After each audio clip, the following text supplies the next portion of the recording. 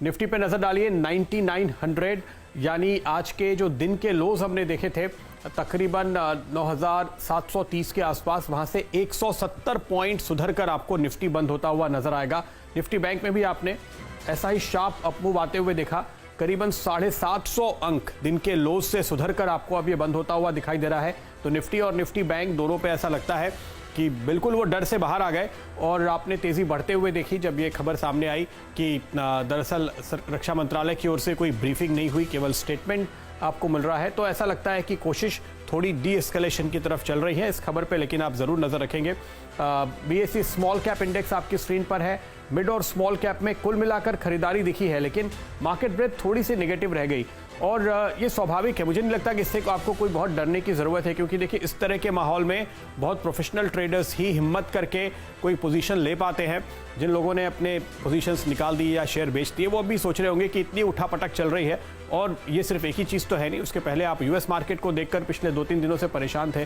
तो हर रोज़ जब बड़ी स्विंग बाजार में आती है तो थोड़े छोटे ट्रेडर्स उससे घबरा के बाहर हो रहे हैं, जो कि फिलहाल बाजार का इंडिकेटर नहीं है बल्कि घबराहट का नतीजा है। चलिए नजर डालते हैं उन स्टॉक्स पे जो आज खास तौर पे फोकस में रहे। निफ्टी गेनर्स की लिस्ट में आपको आईसीआईसीआई बैंक नजर आएगा 3% ऊपर दिन के लोज से। दरअसल आपने यहां पर एक मेरे ख्याल से 5% का स्विंग देखा है। एचडीएफसी दिग्गज जो सुबह से ही बाजार को लीड करता हुआ नजर आया, और एचडीएफसी बैंक, जब ये दो स्टॉक चलते हैं तो उस दिन आप ये अनुमान लगा सकते हैं कि शायद एफआईएस का रुख थोड़ा बेहतर होगा। कल काफी जबरदस्त मंदी की थी एफआईएस ने, कैश में भी बेचा, इंडेक्स फ्यूचर्स भी शॉर्ट किए, इंडेक्स ऑप्शंस भी शॉर्ट किए, यानी कॉल राइटिंग की, और उसके साथ साथ स्टॉक्स में भी काफ़ी मंदी की थी, खासतौर पे फाइनेंशियल्स में। तो आज के आंकड़े इंटरेस्टिंग होंगे, लेकिन स्क्रीन आपको बता रही है कि आज का मूड बेहतर है, तो बेहतर आंकड़ों की उम्मीद आप कर सकते हैं। गोदरेज एग्रोवेट, गोदरेज कंज्यूमर, गोदरेज ग्रुप के दो स्टॉक आज बेहतरीन मूव दिखाते हुए आपको नजर आए। जेएसपीएल पे सुबह ही आपको एक तेजी का कॉल दिया गया था, क्योंकि मेटल का मूड मोटे तौर पे बेहतर है, और बालकृष्ण इंडस्ट्रीज वो टायर स्टॉक जो सरकार से मिली हुई राहत का शायद सबसे ज्यादा फायदा उठाता हुआ बेहतरीन मोमेंटम यहाँ पर आपको दिखाई दे रहा है। आगे बढ़ते हैं। एलआईसी हाउसिंग फाइनेंस भी था बढ़ने वाली लिस्ट में, लेकिन नजर डालिए आप ज़ेनसार पे। ये आज का नया खिलाड़ी जिसने शानदार कमाई की। सोनाटा सॉफ्टवेयर एक और नया खिलाड़ी था। आयन एक्सचेंज आज का मिड डे जैकपॉट शेयर था, और टाटा कॉफी मेरा। चलिए क्लोजिंग बेल बज चुकी है और आपके सामने आ रहा है फाइनल आंकड़ा, प्रोविजनल आंकड़ा बल्कि 9898।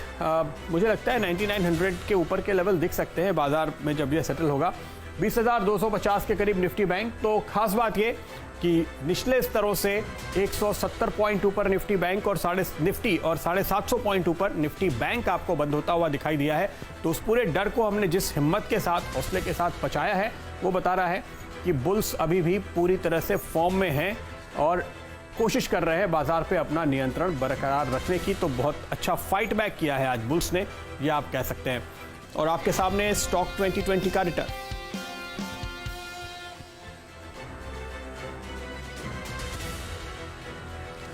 तो नीरज आज यहां पर करीब 2.5% के रिटर्न कमाने में कामयाब रहे हैं, बहुत ही असमतल उछाल वाली पिच पे जिसको हम कहते हैं, यानी जहां गेंद आपको किधर जाएगी टप्पा खाने के बाद पता ना चले, लेकिन हमारे कप्तानों की स्ट्रैटेजी कामयाब होती हुई हेमंत ने कमाए करीबन 2%। आपके सामने इनकी टीम भी आएगी।